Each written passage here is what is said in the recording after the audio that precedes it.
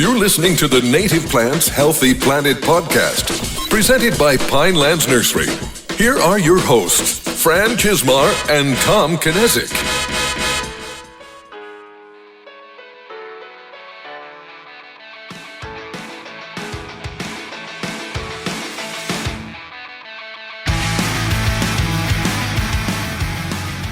Welcome back to the Native Plants Healthy Planet podcast presented by Pinelands Nursery. I am Fran Chismar. And I'm Tom Knezik. Welcome to episode 44. Yeah, wow. No joke this week. I don't know Yeah. if I need to do another one. but no, this is actually a somewhat serious episode because we tend to talk about bees, specifically native bees, a lot in our Native Plants Healthy Planet Facebook group.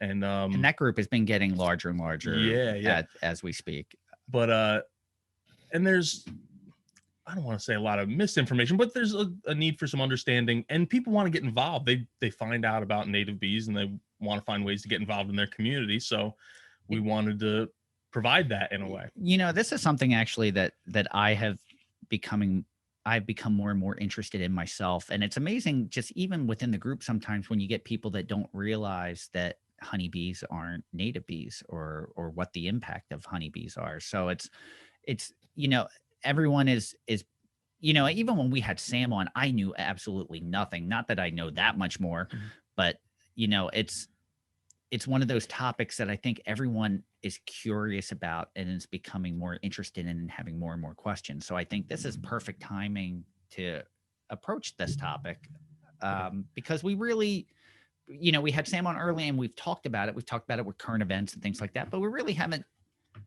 gone back into it. Mm-hmm. Yeah. And one of the larger issues, the biggest takeaway is people want to get involved. They want to be able to do something, but they feel like there's only so much they can do. They live in a development, they live in a smaller parcel, a piece of land in town, and they can't make much of or they feel like they can't make much of an impact outside of their little postage stamp. Well, there's ways to actually do that, and that's what our guest today is. Yeah, and that's like great example, like when we had Marcus Gray on with Audubon International, and they were focusing on, you know, there's not that very many track, but hey, we can focus on golf courses and try to work something there, and there's a lot of open land that actually gets managed, and this might be an avenue. So there's a lot. Sometimes you have to think outside the box. Yeah, you have to think outside the box. You got to find ways to join together, and then the next key is how do you to make it recognizable outside of that sphere. And that's where, Molly, we're gonna let you come in and give us the history of what Bee City is. Well, actually introduce yourself first. Yeah, introduce yourself and then tell us. It would be nice if everyone knew who you were. Details. My name is Molly Martin, and I run the Bee City USA and Bee Campus USA programs at the Xerces Society for Invertebrate Conservation. And there's an earlier episode on Xerces, so I won't cover too much about Xerces, but Bee City is an initiative of Xerces. So that's the Bee City and Bee Campus. You know, when we had Kelly Gill on, she mentioned it, and I've heard her talk about it, but I personally don't know much about the program. So I was hoping we could start off just with a little bit of the background about the program, maybe when it started or some of the specifics about the history of that program. Yeah, absolutely. So Bee City, you want the origin story? Yeah, that would be great. I love origin stories. Yeah, this is a good one. So it began with a woman named Phyllis Stiles, who lived in Asheville, North Carolina. She still does. And she'd had a career in kind of conservation and working with communities, but really knew nothing about pollinators. And she started to learn about bees. First, I believe her husband took up beekeeping, is how it started, or she became involved in honeybees and then kind of learned through honeybees about this whole world of native bees that was out there. And she thought, wow, we really need to be doing more than we are to be protecting native bees. So she is incredibly gung-ho, one of the most enthusiastic people I know, and nothing will stop her. So she said, you know, we really need to get behind this pollinator conservation thing, and particularly native bees. So she decided to start Bee City in Asheville in 2012. And it started with just Asheville. So she convinced them to pass this resolution saying they'd be pollinator friendly, and do some other good things like putting on events and doing education and outreach. And then she just went out, and she didn't have any funding, and she started giving talks and tried to spread the word. And pretty soon she got Talent, Oregon, which is a really small town in Southern Oregon in the Rogue Valley, to sign up as the second bee city. So she likes to say that it went coast to coast, with the first one in Nashville, second in Oregon. And from there, it just grew. It was really a grassroots program, that there wasn't a whole lot of advertising happening. It was a lot of people just giving talks and sharing information. And from there, it kept growing. And in 2015, Southern Oregon University, which is down in Ashland, Oregon, right next to Talent, approached Phyllis about starting a campus program. Since campuses are kind of a clear next step that they often have a lot of lawns, they have this landscaping that's managed by a campus group. And so they had the groundwork that they could do something similar. So they approached Phyllis and said, will you be interested in starting a campus program? And Phyllis said, absolutely. And so they became the first bee campus in 2015. And from there, it just kept growing. And Phyllis decided that it really needed a home in some other nonprofit organization. So she had been working with Xerces for a while and approached them about taking on Bee City. And so they took on Bee City and Bee Campus in 2018. Okay. As initiatives. And then Phyllis, she stayed on through the transition, but then she retired. And is still very involved in the program and in Asheville's work, but is no longer working for Bee City. So just to give our listeners some scope, how many participants are in, or if you happen to know rough number off the top of your head, nationwide in Bee City or Bee Campus? Yeah, so we have about 240 total. Wow. Between Bee City and Bee Campus. It's fairly evenly split, a few more cities than campuses. Mm-hmm. Yeah, but quite a few, yeah. They tend to be small towns, big cities, well-known campuses, smaller campuses. Are there any or is it kind of just a mix of all? I would say it's like a smattering across the board. We have some tiny towns that have less than 1,000 people, and we have some really big cities. We have Washington, D.C., Seattle, San Francisco, and I'd say it's similar for campuses too, really kind of a variety of sizes. Now, we really want to dig in more about the program and go through the specifics, but just because I started quickly writing down notes as you were giving the background, one of a couple things that you touched on that I love was that it was a grassroots effort, much like the Xerces Society, the start of the Xerces Society, around a table. And I love that the gateway drug into native bees was honeybees. I love that was, and Marty McHugh on our last episode, Rooted Discussion, said the same thing about Phragmites. He loves that Phragmites really gets people talking about restoration. And it's interesting that it was driven by passion, because really at that point when she was starting that, there's not a lot of science behind native bees and what we've lost. And I think that's one topic where we're realizing we're just scratching the surface with what we don't know about bees. Has the science gotten better in recent years about native bee habitat or native bee loss? Yeah, there's definitely been more studies in recent years, and especially I've noticed a focus on urban native pollinators in urban areas. And in the past, it had been more thinking about how can we support these species in more rural or working lands. And people hadn't really thought about what can we do in our cities, in our backyards, on our balconies even, to be supporting these species. And I would imagine it's even a paradigm shift, because especially in more urban settings where they're not encountering bees all the time, you think bees, I get stung, I don't want bees. So I wanted to touch on this later, but I guess this is a great time to touch on it. How important is education? Because if you're trying to promote this, you need people to be behind it and be okay with it. So is it still hard? Was it hard at the beginning and gotten easier? Is it, I'm just curious about that process in getting everyone on board that this is a great thing. Oh yeah, it's definitely a process. And we often get people approaching us who don't even know that native bees exist. So the education often starts from the point of somebody's like, I love honeybees. My friend has honeybees in their backyard. And so I try to take that and say, that's wonderful. And there are all these other species, and we can be supporting them through all of these things like habitat and spreading the word. So I would say education is really potentially, I wouldn't say the single most important thing, but it's kind of where it all starts, because to have people change their behavior and plant native plants and support pollinators, you really need them to know, one, that they exist, and two, what they can do to help them. So that's really what we're doing, is trying to get the word out and just letting people know that everybody can make a difference and do something. So what does some of that education look like if you were to walk into, or are you walking into classrooms? Are you going to like town hall events? How much of it is on, well, I'm assuming a lot of it's online right now, but what does that education look like? And what's like some of the messages you're trying to put out there? Because I would imagine this is where it starts. Yeah. This is, before someone would think that they're interested, they need to know more about it and put it together. So yeah, Tom, great question. Thank you. Yeah, so the education, there's so many different approaches, and I'm always impressed with what people do and what they come up with. And I'm like, I've never thought of that.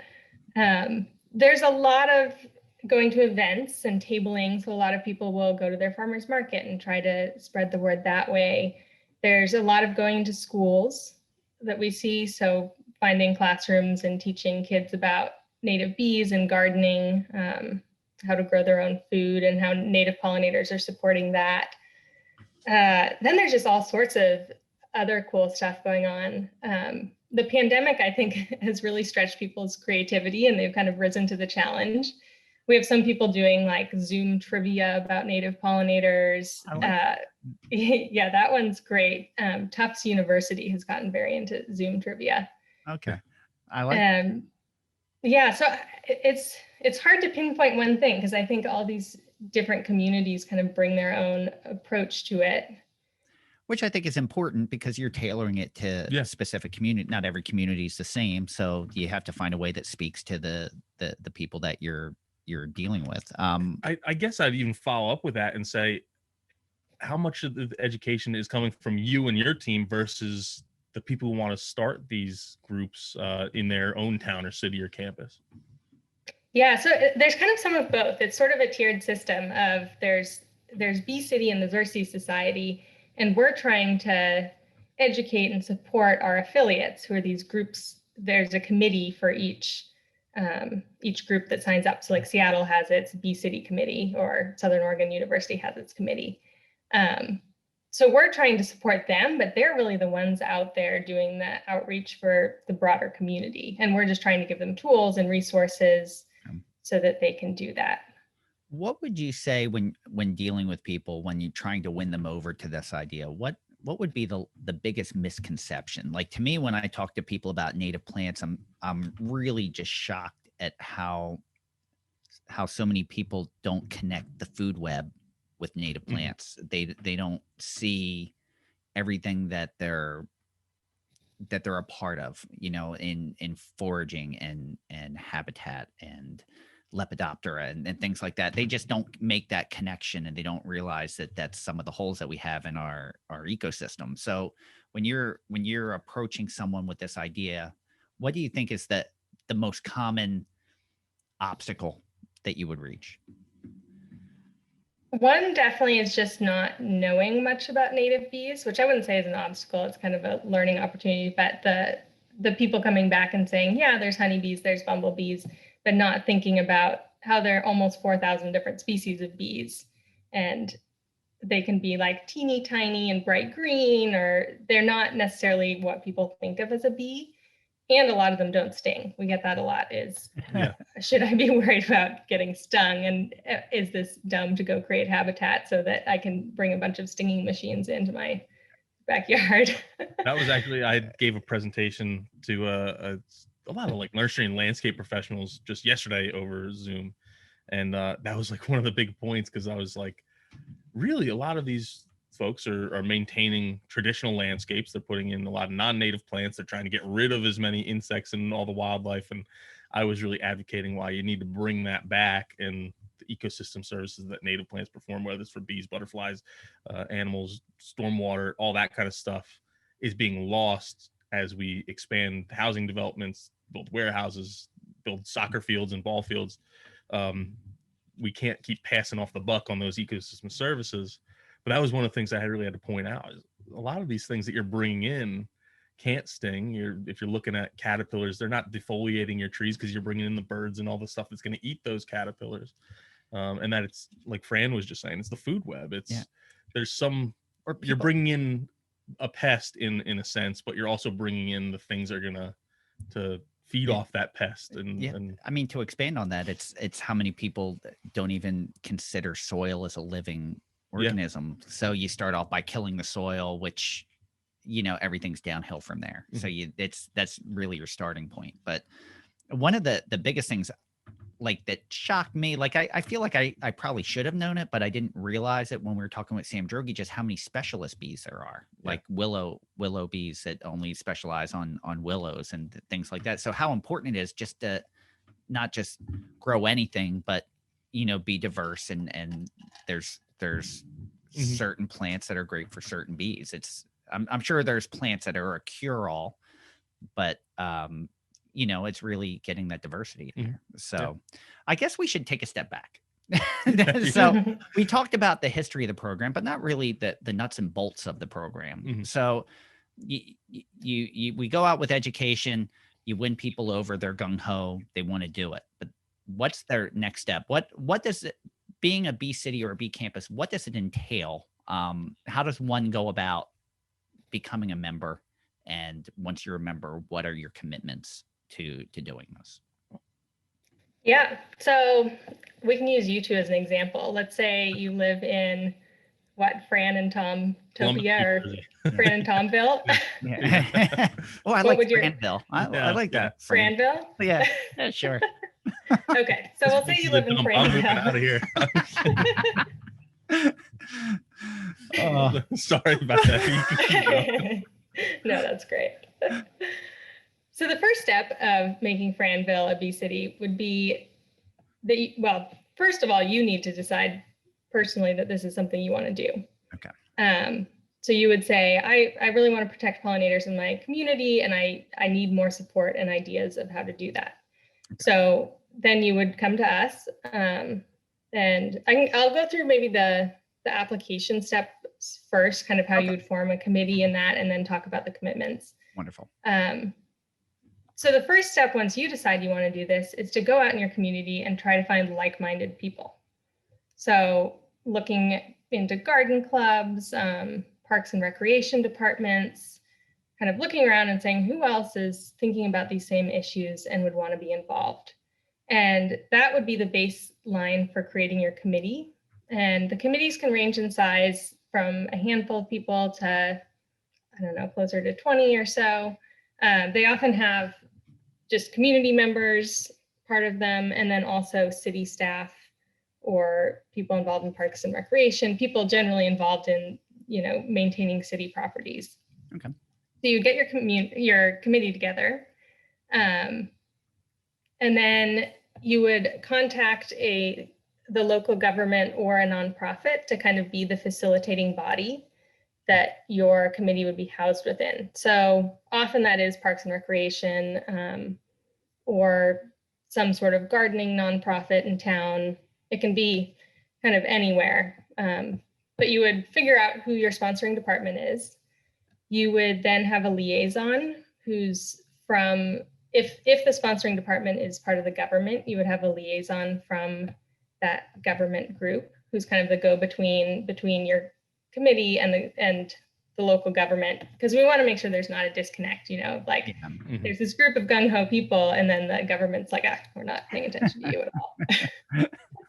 So that's to make sure they're, go ahead. I was saying, I'm sure that happens. I'm sure where you have a group of individuals and then they try to present it and it's like, nah, that doesn't really fit into our plan. Yeah, which often then there's a lot of convincing that goes on and strategizing and trying to get the city on board. But that's why we require that you do that before you become an affiliate and not after the fact. Yeah. So once you have that, you would the next step is to pass a resolution. So we have a drafted resolution that says, it kind of lays out the commitments of the program. And you would go to the city council and get them to pass that. And some places that's super easy because the city council is on board already. Some places that takes a whole lot of getting letters of public support and trying to convince them that this is a good idea. Gotcha. You would then fill out an application on our website. So that's just saying we've done all these steps. You would pay an application fee, which helps us support your work and give you resources, webinars, all these different things to help you. And then you become certified. Awesome. And from there, that's really the starting point, because that's when you start doing all the work of the commitments that are part of the program. And what are the commitments? So now you're certified. What do you need to accomplish or maintain to keep being certified? Yeah, so the first thing is something that's part of the application, which is just forming a committee. You need to have a standing committee that's maintained throughout your certification. And there can be turnover in that committee for sure, but there needs to be some sort of committee. Okay. The second is to create and enhance habitat for pollinators on public and private land within the city or town. Okay. So that includes planting pollinator-friendly plants and providing nest sites for pollinators. And those are really, we can talk about this more later, but that's much more like the natural nesting. We don't really encourage people to make bee nesting houses or anything, but making sure everything's not perfectly manicured and there's nowhere for those ground nesting bees to dig in, or the stem nesting bees to find stems. The next commitment is to reduce pesticide use. So that's a big one of something that's harming bees, is the use of pesticides. So our affiliates create integrated pest management plans to kind of guide their work around pesticide reduction. They then also incorporate pollinator conscious practices into city policies and plans. And that's part of that resolution, is making sure this isn't just something you're agreeing to now, but this is a program you'll work on for years to come, and is really part of the city's plans and future things they'll be doing. The next one's a huge one. We already kind of touched on this, but hosting pollinator awareness events. So that's that education and outreach piece.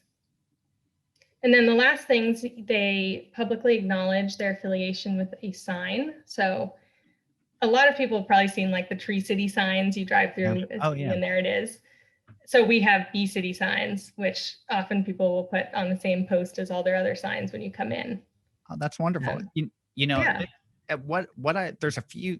a lot of things I like about this, actually. And one of it is that it's not simple, and it shouldn't be, because this is very important and it's something to take very seriously. But I love that it's not just the Xerces Society coming in and doing this and then walking away and saying, here you are. The communities are required to take ownership of this. And I think that's really where the real education is. And when you put all that work into it, it's kind of hard to not take care of it. Yeah. And like, even going back to our Franville scenario, it would be like if I'm a resident of Franville and say, hey man, this place is really getting bad. We need to do more for the bees. They're spraying pesticides everywhere. I would then go in my community and I'd find, like you said, people who are on board with, they wanted to make a change. They want to make the community more pollinator and bee friendly. And then we would go to Mayor Fran in our case and pitch it to him. Right. And then it's getting, once that's on board, that's when we'd go to you guys. Yeah. Yeah. And we ask that people come to us kind of before they bring it to their city council or mayor, just to run the draft resolution by us to make sure we're like, yep, looks great. Yeah. But then they would bring it to their mayor, to Fran. Yeah, I would pass. I'm just going on record. So if you want to make me mayor of your bee campus, I'm for sale. There's a few things you touched on, which really to me is a big commitment, because you're asking people to understand and make a willing change. And one of those is pesticide use, because I think a lot of people rely on that because they think that's their only alternative, but they don't realize, and we're constantly learning. We've talked about this all the time. It's my my oldest son is about to turn 21. And I was just sharing with my fiance that how worried I was when he was being born, because all I kept thinking about was driving behind the DDT fog truck on my bike whenever they would drive around, and we would see how long you could stay in the fog, and that's what's popping in my head as my firstborn. I was like, oh, I hope You're like looking for the third arm. Yeah, exactly. I just kept chanting like 10 fingers, 10 toes, one head, because that's, and obviously we know a lot more now than we knew then, but we're still learning. And it's to get people to stop that reliance and realize, because it's not just not using it and everything can still be the same. It's you expect something different, a new norm. It shouldn't be well manicured lawns. It's something different, and it's getting everyone to buy into a complete change. So I like the commitment that they have to make to do this and get there and stay on board. Have you had, I'm positive and I want to believe that everything's a success story. Have you had ones that started and then just fizzled out because of the commitment value? Yeah, we definitely, there's some that have struggled to do particularly that pesticide commitment. I think that's often the hardest one, because going out and buying plants and planting some of those, or going and tabling in an event feels very manageable and doable, but often this like reducing pesticides, people are like, where do I even start? So we've been trying to support people more, and rather than having committees kind of fizzle out or say we can't do this, we'd rather they come to us and say help. And I'm sorry, go ahead. I apologize. Oh, I was just gonna say we're more than happy to help support them and walk people through what the steps are. Particularly Xerces has a pesticide program. So it has a whole program focused on pesticide reduction, which is incredible to be associated with an organization that has all these experts in all these different areas who then can have one-on-one conversations with our affiliates and help them. So for you, coming from you, in your opinion, how important is it for us to reduce pesticide? Like, obviously, I'm sure there's some that are doing the minimum and some that are doing more than what's required, that they're able to be a little bit more progressive. But what are the drawbacks? How, like, Tom and I know how important it is, but we would just like to hear from someone else, in your opinion, just how important is it that we need to do this and why we need to do this? Oh, I think it's incredibly important. It's one of the single most important things we can do is reduce pesticide use. I don't know. I was thinking about this earlier, and I kind of think of it as like the ecosystem's a game of Jenga, with all the little blocks lined up. And people for centuries have been pulling out those little pieces. And they're like, okay, we're kind of messing with this one piece of the ecosystem. And the ecosystem's surprisingly resilient. So often that whole thing doesn't topple. But I think with pesticides particularly, that's really like we're pulling on all these different pieces in that ecological Jenga. Like we're kicking out all these species that should be there. And I think we're just waiting for that whole thing to crumble. And I would say we're starting to see that. I mean, bees are really a keystone species in almost every ecosystem on Earth. And if insects cease to exist, the whole system is going to fall apart. And I think people are starting to understand that more, and how that trickles down to what you can do in your daily life to change that outcome and make sure that our ecological Jenga stays somewhat intact, and maybe we can put a few sticks back in.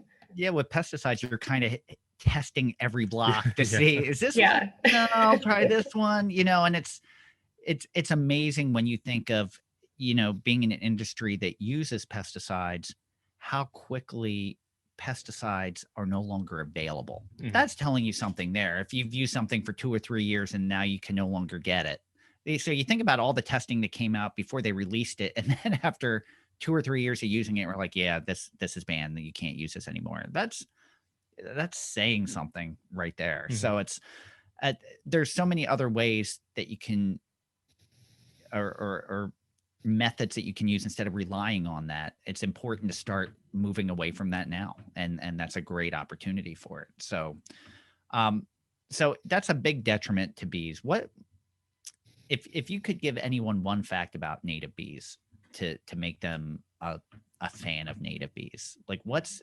your mind-blowing fact that everyone should know this? Oh, that's a good question. A single fact. You can give This one maybe doesn't seem mind-blowing, but I think the thing I found most interesting when I learned about bees is that globally there are at least 20,000 species of them, which I find that just kind of a mind-boggling number. Because you think of bees and you're like, oh, they're kind of a handful, but 20,000 species. Wow. And that of those, about 90% are solitary. And we often think of bees as living in a hive or in a group, but that 90% of those are on their own for the majority of their life. I think that's pretty incredible. Wow. That, you know what, that is pretty mind-blowing, actually. That it may not be like a fun fact. It's not about how cute they are when they curl up in flowers and sleep or something, but that's an important fact. And I think it's important to point out that you said at least, because I'm sure there's thousands that we don't know about. Oh yeah, and there are new species being discovered all the time. And if you think about all the places we haven't even looked much, because that's 20,000 species in these places that people are out looking. And I would imagine everywhere we don't look. Yeah, and I would imagine it's extremely difficult to tell some of these species apart as well, because you're dealing with something that's hard already to catch and small, already very small. So you need someone that's going to catalog that so that you can tell the difference. Yeah. And how many of those bees do you have their names like memorized and all? That's... like one. No. Hopefully a few more than that. No, but not they're so hard to identify. I went to graduate school and studied native bees, and so I did some of the identifying down to kind of general groups, and then I'd ship them off to people like Sam Droege to identify them to species. But it's just amazing. Some of them, it's like you're looking at the wing veination, and if the wing vein branches, it's one of those things where they're like, is it curved or straight? And you're like, I don't know. It's kind of in between, but that's like two different species depending on just this one vein in the wing. It's amazing, even for us, because we deal with native plants all the time. But if you were to take me to a local natural area and just plop me in the middle and say, name everything you can, I'm getting frustrated because I'm realizing I'm probably only naming 25%, maybe if I'm lucky, and I can't tell, or how quickly I become unsure in that situation. Like if my life depended on it, I'd be like, I don't know. And that was something I remember from college, and you go to like your wetland ecology class or any ecology class, and you'd take the square yardstick square and you'd throw it out, and then, identify everything in this patch, and you'd be amazed. It's like, just in a square yard, how many species of plants when you really did it all. And it wasn't like there was 5 or 10. I'm sure there's places that were 5 to 10, but there was places it was like 30, 40, 50, just because some stuff was really tiny. Ground covers all the way up to your trees would fit in this little tiny space. So I think we focused on bees and pesticides. I guess part of this is building habitat for bees to come. And I'm sure it's for foraging and also where they can live. It's you're creating habitat and everything. So, and I guess that's where native plants come in. So as part of the Bee City Bee Campus, is it a requirement that it needs to be native plants? Obviously for native bees, that's what they've co-evolved to exist with. Yeah, so we strongly encourage native plants. We don't say you can't plant any non-natives because, some non-natives can support pollinators, but we want people to be focusing on natives, since obviously so many of these species, I think it's 25 to 30% are specialists. So they evolved alongside a certain plant and really need that plant to survive. Yeah, so we focus on native plants. And also, I kind of told you the broad commitments, but there's some little things within those that people have to do. So one is they have to create a native plant list. So they look at their region and say, what would be the best native plants to help support pollinators? And they create a list of those and share it on a website or in some way so people in the community can take a look at that. Okay. And then they also create a native plant supplier list. So where can you go find these plants? Because often you're like, well, that's great that I have the list, but I don't know where to get them. So places like Pineland Nursery would be on that list of saying this is where you can go. That was really going to be my next question is, we're back in Franville, we're starting to move on this and we're going to go plant. Well, I guess, did you guys give assistance on where to find these plants or what to plant? And I guess through your website you do, but it's nice to know that they kind of have to take that on themselves and do a lot of that work to make sure that it's possible on that end. So yeah, and we try to give them as much support as we can. Sure. We don't just throw them out to go make that list themselves. Xerces, if you go to their website, I'm sure you've seen this, has native plant lists by region. So those are a great place to start for our affiliates to just get an idea. Those are great plant lists, by the way. Yep. Like, and we've actually, I think on one of the earlier episodes of the Buzz, we listed their website as a go-to for resources for native plants. So, and among so many other things as well. But so this is more than just making a commitment that you're going to do something. This is a big financial commitment too. Is there assistance as far as money when it comes down to this? Because I'm sure that's the driving factor of how big or how little they do this. I'm sure everyone needs to be a part of it and make a commitment financially out of your, like, you obviously you take better ownership of something if you're part of it financially. A campus or municipality, they have to budget for these things. So that's, they have to figure it out. And in some cases where the management per se is very financially driven, this is could be seen as a non-essential expenditure. Back to Fran's question. I don't know. That wasn't really a question. I guess how do you tackle that aspect of it? I'm assuming you guys aren't providing financial incentive. It's more on that committee to find that incentive. Yeah, so we don't provide any financial support. We certainly share ideas if we hear of grants or anything that people can apply for. So that's one, is places often apply for grants.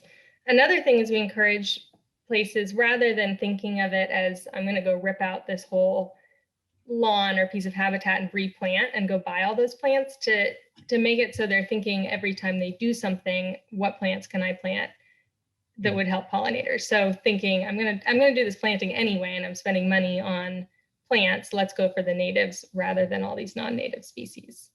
No. So we hope that will incentivize people, and it won't just be this huge cost out of their pocket. Now, I know this is a broad question only because Bee City and Bee Campus is nationwide and you're dealing with so many different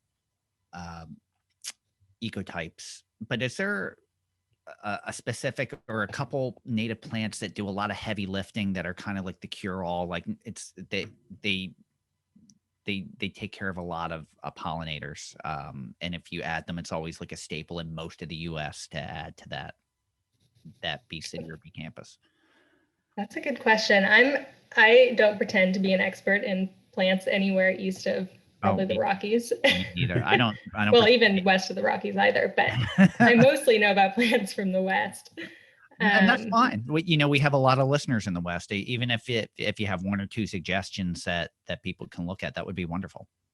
Yeah, I would say asters. Anything in the aster family can be great for bees. Mm-hmm. Other things. And that's great late season interest too, and late season. Yeah, that's what I was going to say. Is often rather than the species, I encourage people to think about kind of the blooming season, to make sure that they have sequential blooms throughout the flight season for most bees, because bees need food year round. So if you plant all these things that are going to bloom in July and then have nothing come October, that's going to be a bit of a bummer for all those bees. And that's a great thing to mention too. It's just, because we've had listeners ask on our Facebook group about bees in the winter that they see active in the winter, and what are they using for, like, what, winter bees, what are they using to keep alive at that point? It's a good question. Around here, we don't have too many winter bees. It gets a little too cold and miserable for them. So I think they decide to go in their nests, kind of like the rest of us in Portland. So I think they're mostly just looking for anything that's blooming, and they're probably not going to be too picky about what they find. Of course, they would prefer the natives that are producing a lot of nectar and pollen, and not some ornamental that doesn't provide any nectar to them. But I think at that point, it's whatever they can find. I saw a bumblebee like 2 months ago flying around in Portland And it was just looking for anything blooming in the gardens around the neighborhood. Yeah, I know for the East Coast, one of the ones, and Rich McCoy. So Rich McCoy, was a guest on the show and is a listener to the show, he gave a presentation right after mine yesterday, and one of the things he brought up, which I agree with, is Pycnanthum muticum, which is one of the mountain mints, is like for the East Coast is really, really good for not just bees, but a lot of different pollinators. So for anyone listening at home, that's one that you definitely want on your plant list if you're going to start switching over to native plants or expanding what you're planting with native plants. Now, I was going to say, that's more of a question for you two. You're the, yeah. I should be turning that one around. That's for Tom. I'm not. Oh, okay. I don't know any of the West Coast plants, so I can't help you there either. You did, and I want to circle back because earlier you mentioned natural nesting areas.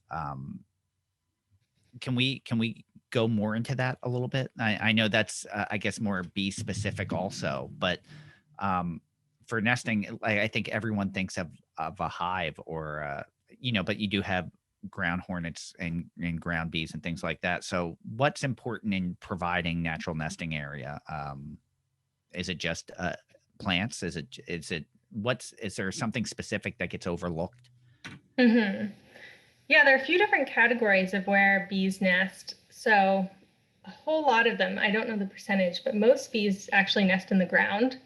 Okay. They will burrow down. They sometimes use existing holes or create their own holes. But for those species, they really just need bare ground, which is something, if you look around in landscaping, there often isn't much of. People try to cover it with bark chips or gravel or something to make it look nice. But for those bees, it's really important to be leaving just bare soil. And then other species, there are ones that are cavity nesters. So they would need things like rotting wood. Often bees will nest in pithy stems. So if you think about something like a blackberry that kind of has this soft center to its stem that rots out, they'll burrow down and nest in that. So leaving materials like that over the winter is really important. And you can even make more nesting areas by, if you have something like blackberry, cutting it off and leaving enough of that stem for the bees to get in, which is kind of fun because then in the spring you can go look in there and see if there are any bees. That's awesome. And that's one of the things that we've been talking about recently too, just leaving all that material for foraging and habitat over the winter. There's really not a need to clean up leaves or cut things back because of the services it's providing by being there. Yeah. And then I guess the second part of that is most people anyway, still want to clean up their gardens at some point. When's a good time when the bees are starting to get more active and maybe they aren't overwintering in stems or those kind of areas? Yeah, it kind of depends where you live, obviously, and what season bees are coming out. But around now, a lot of the bees, at least in Oregon, are starting to emerge. So you'll see all those bees starting to fly. So that would probably be a better time to start clearing. Obviously, leaving leaves and things for any amount of time is better than clearing them. Yeah. And we also often recommend find a place in your landscaping where you can just leave those leaves and let them decompose and add to soil health and not clear them at any point. Awesome. That's a great tip. That's one thing I think that people, it's just another thing that's a paradigm shift.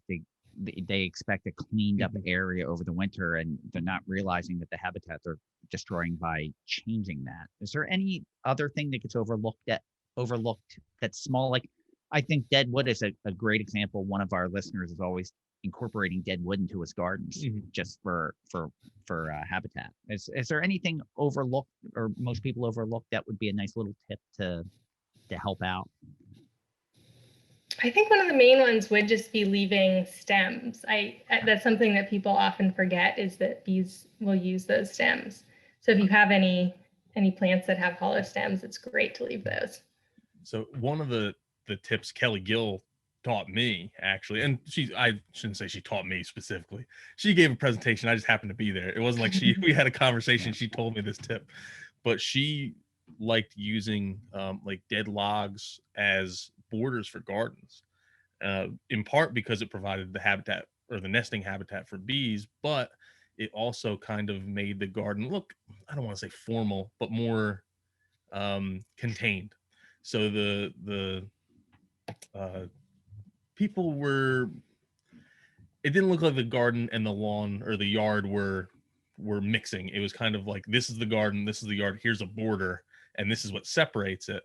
And so you had that thing, it looked natural, it had a good aesthetic, but it was also providing habitat at the same time, which I thought was awesome, because how many times do you see it's pavers that are put there as a border, and a lot of times those don't work the best either. But this was like a cool lot, like it did it performed multiple services in one piece, I guess. Awesome. Yeah, that's a great idea. Another thing, this is somewhat related, that we encourage people to do is to put up signage, because the difference between something that looks kind of messy and your neighbor might walk by and be like, wow, you're really letting your yard get away from you.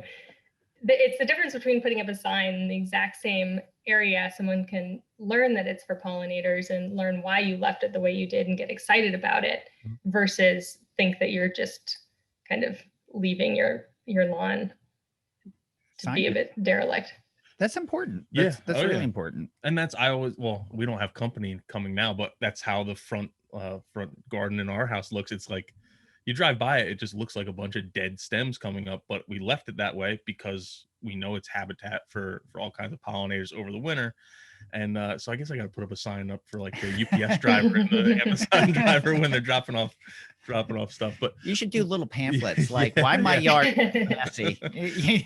Where can people get these signs? Because this is something I see on Facebook a lot. People want to put a sign up, but they don't know exactly what to write. They don't want to like scribble something out themselves. They want something that looks a little bit more formal. They spent a lot of time making this garden into a native habitat. They want it to look professional, I guess is a way to put it. Xerces offers signs. Does Bee City offer signs? Do you know any outlets that have signs, even if you have to buy templates them, or templates that you can get for that kind of thing? Yeah, Xerces has habitat signs, and we actually just created a brand new one that's really nice looking. Awesome. So you can get those through the membership portal or membership page on the Xerces website, and it's set up as a donation. So you make a donation, can get a sign. Bee City also, for affiliates, we send them a custom logo. So they get a logo that says Bee City USA, and then it would say, Franville, whatever state, New Jersey. And a lot of our affiliates have then created their own garden certification programs within their community. So they kind of come up with their own requirements where people can get their own front yard or garden certified, and then they get a sign that says Bee City Franville certified, and they can put that sign on their property. Yeah, that's great. Yeah, because that's, like I said, it's one of the things I've seen, I don't want to say a lot, but enough that it's like, man, if someone made us a good pollinator sign or pollinator garden sign, they'd make a killing. There's a lot of people looking for these. Yeah, totally. So we kind of went through the beginnings, like how it kind of starts, how to be a part of it, what your commitments are, what's the important parts to make this successful. So as you get through that, do you have like a favorite success story or a favorite Bee City or Bee Campus that you're particularly fond of for a specific, not that we're asking you to call out a favorite or like, or you just, is there something for a special reason that you thought this was very innovative, or they went the extra mile, or they did such a great job, it's really worth seeing, or even is there any kind of measurement of how well a Bee City or Bee Campus has worked over the years? Yeah, I feel a bit like a parent, like I can't say which child is my favorite, but I understand that. They all have their strengths. I'll answer the part of the question about kind of measuring how they're doing first, and then I'll give you an example of one doing really neat stuff. So each year, once they've been affiliated for a full calendar year, they will submit a renewal application to maintain their certification. So they'll essentially just report on each of those commitments and say what they did and send us some pictures. So they would say, we planted this habitat, and here's some pictures of it. This is how many people were involved in our volunteer events. This is how many people we educated at these events. So it's essentially our way of checking in and seeing what they're doing. And then we create reports from that we share with all the affiliates. Yeah. And that's huge to try to spread the word and get people to learn from each other, because so much of this is about them building community among themselves and getting inspiration from ideas that other people have tried. Yeah.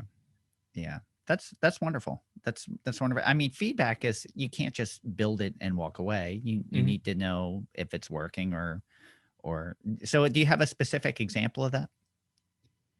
Yeah.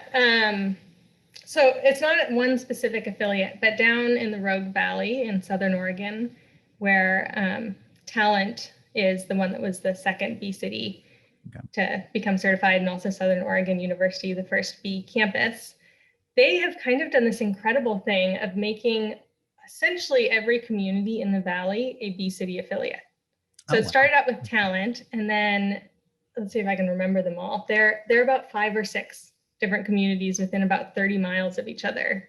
So there's Ashland, there's Phoenix, there's Talent, Medford, Gold Hill, and Southern Oregon University, all within 30 miles. And they do so much to collaborate and do projects together. They've actually started their own nonprofit about pollinator protection in the Rogue Valley, which I think is just incredible. I like that. Have you had bee cities or bee campuses that created this specifically for bee habitat get excited out of other things that they found that they've created habitat for, that all of a sudden they're noticing other birds or other things that they hadn't noticed before, that all of a sudden the bees were the gateway drug into this whole ecosystem restoration? Oh yeah, I think a lot of people came in thinking just about bees, and then it made them open their eyes and look at their habitat and say, this is actually benefiting all these other species, and we're seeing more birds and other insects, and they're really learning that everything's connected. And if you slow down and look, you're going to see all these different species come back, and it's all interconnected. I think all too often we focus on a single species, and bee city may sound like we're just focusing on bees, but really it's one piece in this puzzle of making your ecosystem much more rich and keeping that Jenga in one piece, like we were talking about before. Totally.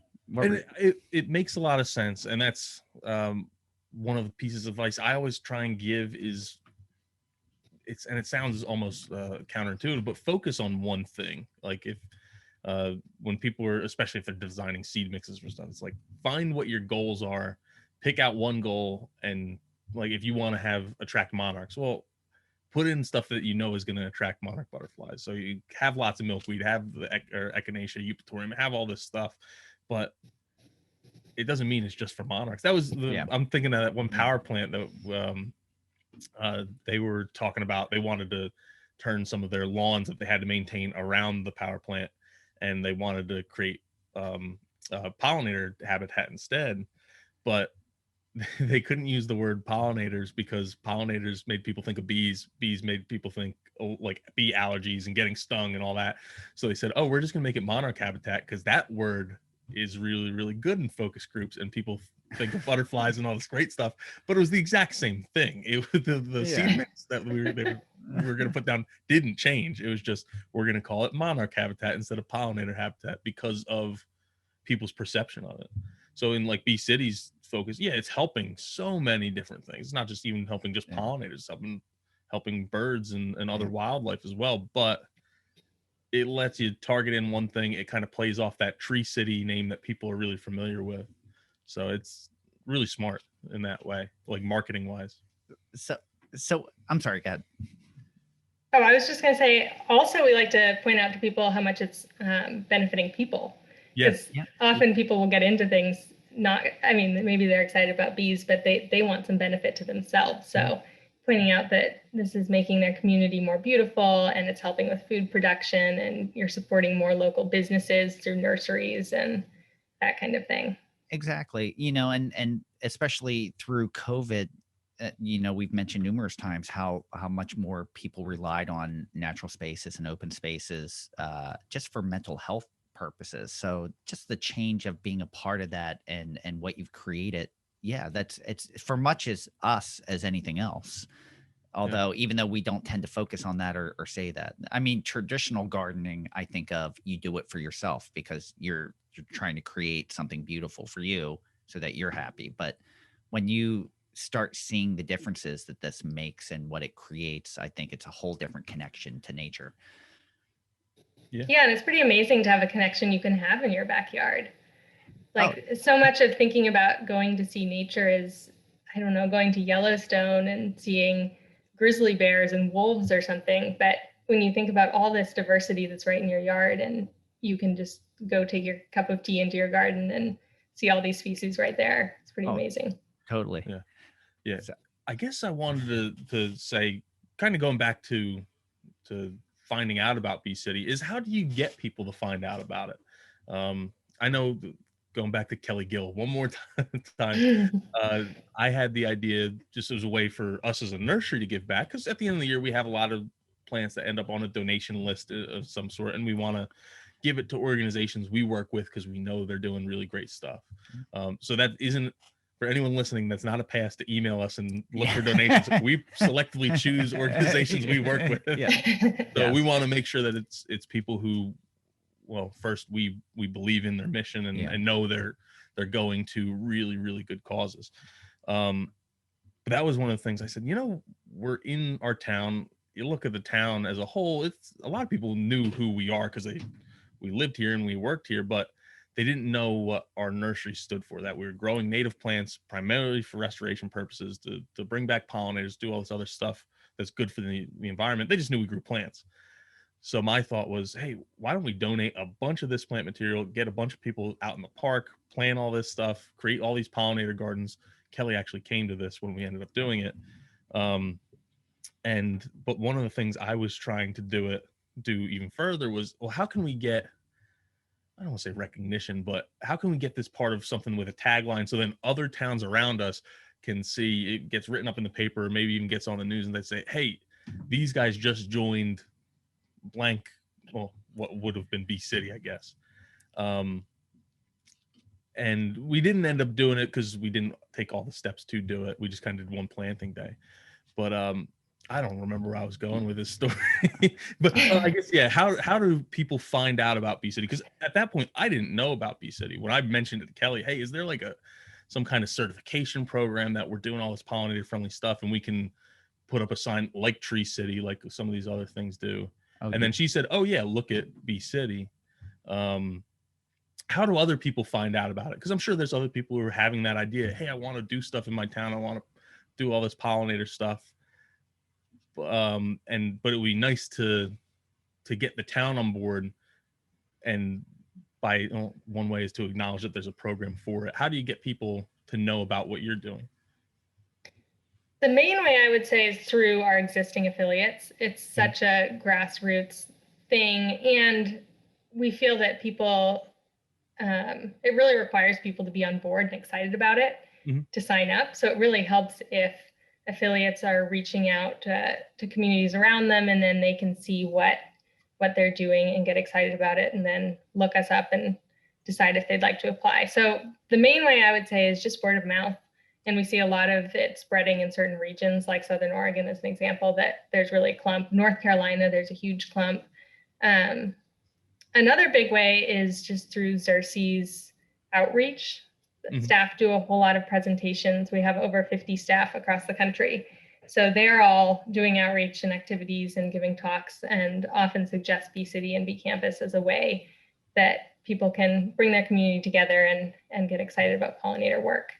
So those are the two big ways, and we're working on other ways to expand our outreach to the areas that we really haven't reached yet, because those are sort of around where Xerces staff either are located or we already have affiliates, but there's kind of some blank spots on the map, like Alaska and Hawaii. We don't have any affiliates, so I'm volunteering to go on vacation to Hawaii and see if we can recruit a few.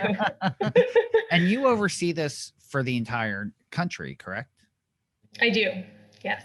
And I'm sure that's challenging as well, just because it's every location has its nuances. So I'm sure that's a very admirable even position. just from like a municipal, well, I shouldn't even say municipal because that's kind of like an East Coast thing, but like from a local government structure area, I'm sure what you have where you are in Oregon is completely different than what they're going to have in the Midwest, and that's even different from what they have where we are in New Jersey. So that's gotta be interesting to overcome in some ways. Navigate. Yeah, my background is definitely in biology, not in community government, but I've had quite the crash course in it over the last few years. Yeah, I was going to say one before we get to that. I know where you're going. You know where I'm going. Okay. But what's do you guys have a goal of how many of these bee cities and bee campuses you want in the next like 5 years, 10 years, something like that? I would say as many as we can get. I don't want to put a number on it because I don't want to, limit the number, but I would say the growth is definitely more exponential than a straight line. Awesome. As more and more people hear about it, we're getting more and more interest and people becoming certified. I was just going to ask that actually. It's as time progresses, is the program becoming more popular? Yes, I would say it definitely is. And I think a huge part of that is it becoming associated with the Xerces Society. That Xerces is, I think it's an incredible organization with these great staff who are spread across the country, and they just have this huge reach and ability to spread the word. So I think becoming associated with Xerces was a huge step in recruiting more affiliates. You mentioned your like annual report before. And I'm assuming that goes out to like all your different locations. Do you ever see like competition between your bee cities and all your affiliates? That's a good question. I haven't seen any negative competition. Okay. Because I think Franville would be competing. It'd be competitive. Yeah. You're going to be the most pollinator friendly town. Yeah. By the way, your tagline for the group, be Franville. Yeah. There you go. Yeah. Yeah, this is so Franville, so awesome. Just be Franville. Yeah, there you go. I think it's time for you to sign up. I'll be looking for your application. We have a population of 2. Yeah, there you go. And I have a feeling there will be a mutiny within the first 2 days. I'm leaving. I'm moving to Tomtown next door. So we kind of walked through the whole thing, and it's about getting people passionate, and at the end they're passionate, but it has to start with passion, which I'm going to go back to you. So kind of how did you find your way, not just to this program, but to your role in Xerces? Did you always know that this is kind of something you wanted to do, or was there an unexpected turn that brought you here? I would not say I always knew this is what I wanted to do. I always wish I was one of those people who like popped into the world with some clear vision of what I wanted to do in life. That would make it so much easier. But I would say it was kind of a winding path. I grew up spending a whole lot of time outside is probably how it started. I grew up in kind of suburban Seattle, and we had a huge yard, and I'd spend all my time out digging around and filling my pockets with worms and things. And we also, my family would spend 3 months out of every year on a 25-foot sailboat in coastal Washington and British Columbia. So I got used to spending a ton of time outside and just was really interested in plants and animals. And so when I went to college, I decided I'd be a biology major, biology and environmental studies. It kind of seemed like a good fit. And in college, I actually studied songbirds. My research was on songbirds and how different forest management practices impact their populations.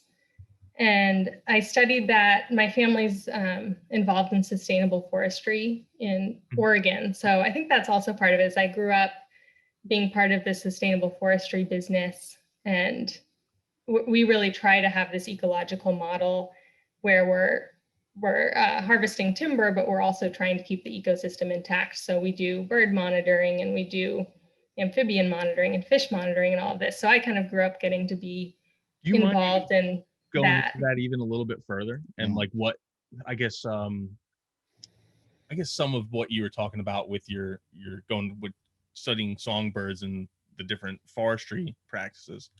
And like I guess the differences between some of them, and then what your family did with the sustainable forestry as well. That sounds pretty interesting. Yeah. Yeah. So that study was looking at, traditional forestry in Oregon is essentially you just go in and you cut down all the trees, and what's left is just like a wasteland of stumps and dirt, and you just pretty much wiped out any species that were going to live there. So our model and many other people, we're not alone, is looking at, like, yes, we need to harvest timber for people to build houses and, I don't know, tables, whatever, all this stuff. But how can you do that in a way that's selective and keeps your ecosystem intact as much as possible and is sustainable? So we do a lot more either selective cutting, so you're thinning out a stand rather than cutting everything down. And we often look for which trees are not going to make it, essentially. So, like, are they getting shaded out? Are they diseased or something? And so we take those out rather than the strongest, biggest, straightest trees. And so the goal is to kind of make this forest that simulates a real historical forest, and yet it's also productive and you can take out trees. So the study was looking at kind of traditional forestry versus patch cutting. So that's kind of the Swiss cheese model of you're cutting out these little chunks in the forest versus selective cutting, which is more like, I don't know, a haircut. Maybe that's not the best example, but you're kind of taking them here and there and thinning out the whole stand. Awesome. Very cool. Yeah, no, it just sounded really interesting. So I was like, oh, I want to hear more learn about that. Yeah. Well, it's called, our business is called Hyla Wood. So if you want to learn more outside of the podcast, you can check that out. So for our listeners that want to learn more about Tree City, I'm sorry, did I really just say that? You said Tree City. You didn't. Sorry, we were talking about trees. Finish where you're getting into everything. I cut you off. Yeah, sorry, we took the exit ramp in the middle of that.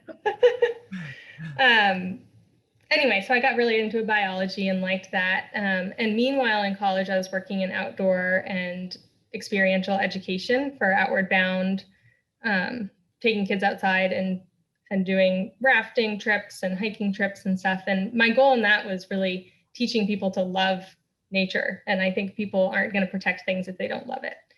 Yeah. So I sort of saw that as a similar track as biology. It was just a different approach to the same overall issue. And then after college, I worked in some more science education things. I worked at the Teton Science Schools in Jackson, Wyoming. Awesome. And then I did various other field ecology work. I worked down in Southern Oregon doing endangered lake sucker recovery work. So it's a species of fish.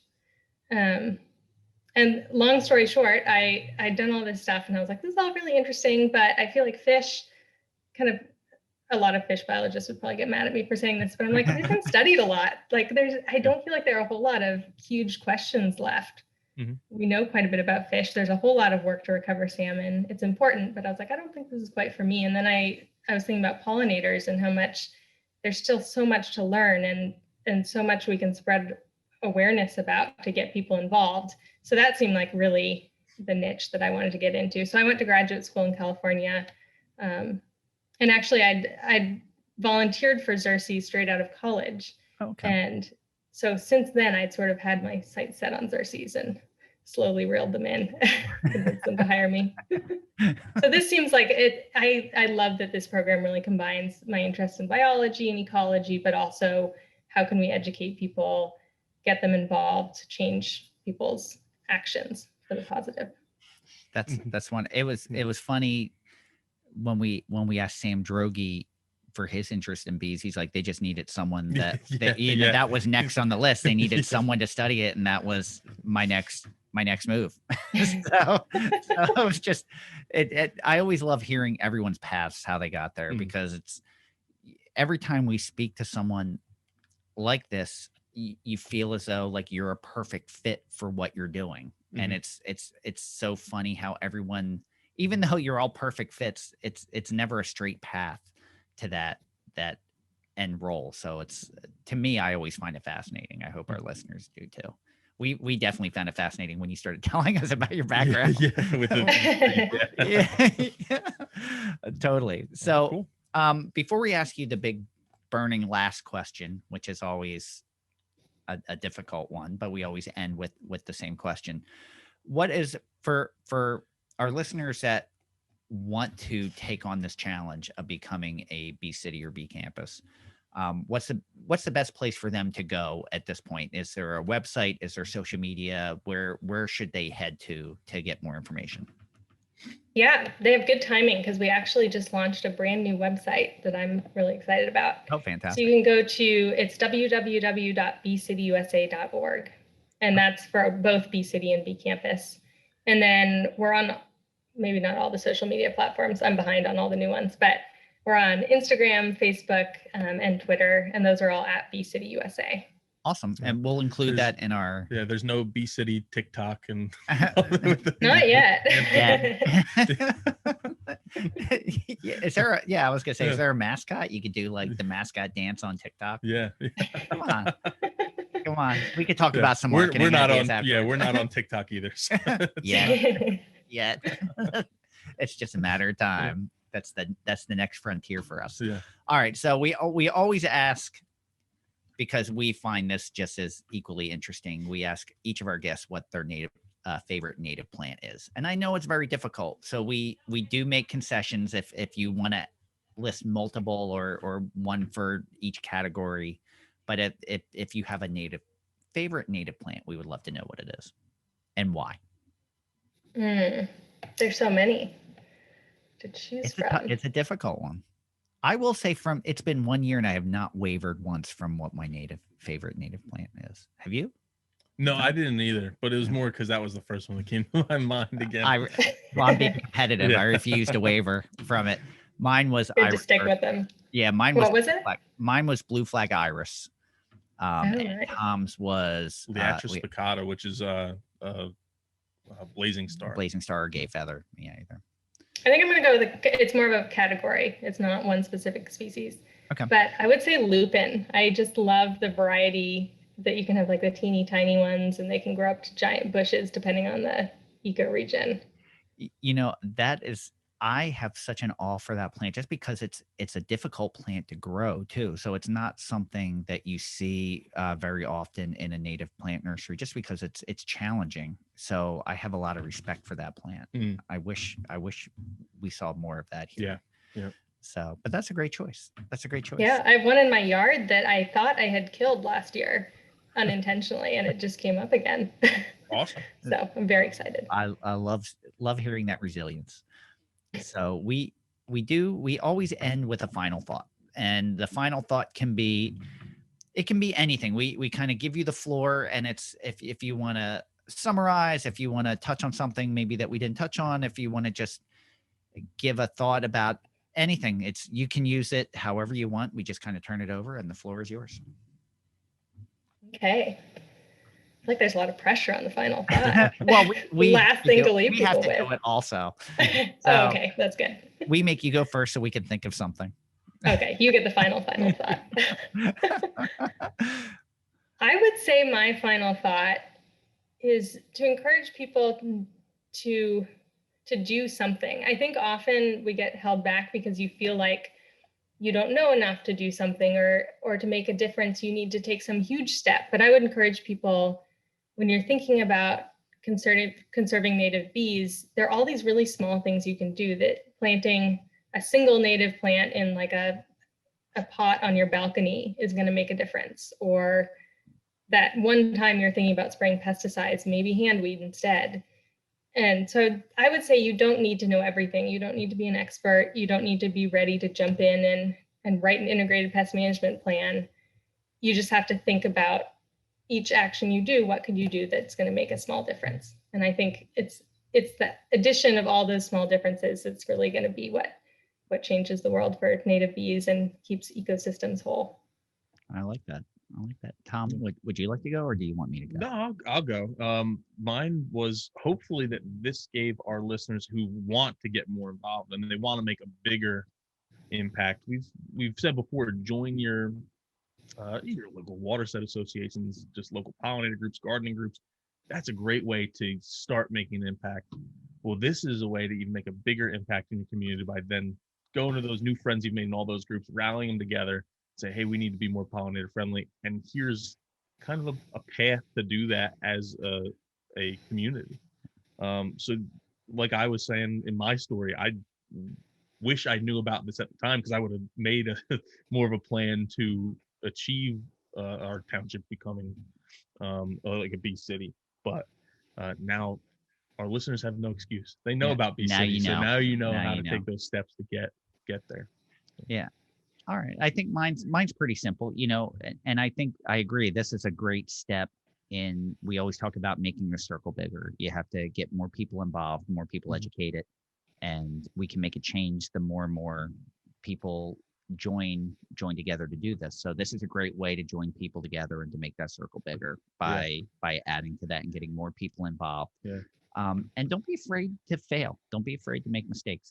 I've done my best learning by messing up. I do a ton of messing up. So yeah, even think of all the awareness. Okay, you get your town to be a Bee City. Now everyone driving by that sees that sign, I should say everyone, but everyone who sees it's going to be like, huh, that's kind of interesting. I wonder what that is. Yeah. And it only takes one or two people to actually pull out their phone in the passenger seat, not while they're driving, in the passenger seat, and look it up. And now you have someone else who might bring it to their community, might be hooked. But if that sign's not there, there's a chance they won't know about it and pass that on and spread that message. Well, just even think about, as I'm preparing to move, think about people coming into your community that aren't currently part of it, just showing how active a community can be, or the togetherness of or progressive you are in trying to make changes. So we've effectively made this final thoughts instead. There you go. That's well, not I'm kind of. All right. So to wrap it up, do you have any final questions, Tom? No, that's it. I think we really covered it, and we went for well over an hour. So yeah, we're over an hour. Yeah, this was awesome. Minutes. This is great. Yeah, this was wonderful. Did you have any final questions, Fran? Is that why you're asking? No, I don't have anything. I don't have anything else. I had a feeling that maybe I was asking too much and not allowing you to. No, this was perfect. So, but that really wraps it up. Thank you for joining us today. We hope you enjoyed listening to Molly Martin from the Xerces Society and Bee City and Bee Campus. For more information, you can visit their website, which is www.beecityusa.org. Thank you, everyone, for listening to Native Plants, Healthy Planet, presented by Pinelands Nursery. I always have to give a big thank you and shout out to the Egocentric Plastic Men for contributing to our theme music. You can follow us on Twitter at Pineland Nursery, Facebook at Pinelands Nursery NJ, Instagram at Pinelands Nursery, and YouTube at Pinelands Nursery. Also, don't forget Egocentric Plastic Men. Make sure if you look them up wherever you stream or download music, Apple, Spotify, whatever. Don't forget we have our question and answer line. You can call us at 215-346-6189. I will repeat that, 215-346-6189. Ask a question, leave a comment. If we pick your question or comment, we'll play it and answer it on a future episode of The Buzz. The line's been quiet recently. Yeah. Saul has been absent. Maybe we should check and make sure he's okay. He's been quiet. He hasn't called in a while. He hasn't called in a while. Which isn't the worst thing in the world. No. And please, let's not forget the Native Plants Healthy Planet Facebook group. Tons of new members. Love the conversations. We actually, you asked one of the questions that was burning today about when to start cleaning up in the spring. So hopefully that helps everyone out. So keep the conversation going there. Yeah, you can listen to the Native Plants Healthy Planet podcast directly at www.nativeplantshealthyplanet.com. But realistically, even Russ Benari moved on. He's listening on a different platform now. You're probably listening on Apple Podcasts, Spotify, Stitcher, Podbean, really wherever you consume your podcast. I do have to say Podbean, because I'll listen on Podbean. I don't know if this is new, but they're making me watch ads. Like, and we're not getting compensated. We're not getting any compensation. I don't know if we want to, but it was just one time, and then the next time I went in, it was gone. So I don't know. So you can even watch these conversations on YouTube as well. When you're there, whether it's YouTube, Apple Podcasts, whatever method they have, if you can leave a comment, leave a review, a 5-star review, preferably. And really, the biggest thing you can do is share this podcast with other people. Ask them to subscribe, because that's how we really want to spread this message about native plants. So totally. The more people that hear it, the better. Yeah. With that, thanks everyone. I'm Tom. And I am Fran. Thank you again, everyone, for joining us today. Molly, thank you so much for taking time out of your day and spending time with us. We really appreciate it. And next we have our upcoming Buzz episode about shrubs. That's our next topic. So if you have questions or comments about shrubs, make sure you call in. Yeah, call in. We know you throw them in the Facebook group and we eventually cave, but we prefer you to call in. So thank you again, everyone. Until then, keep it native.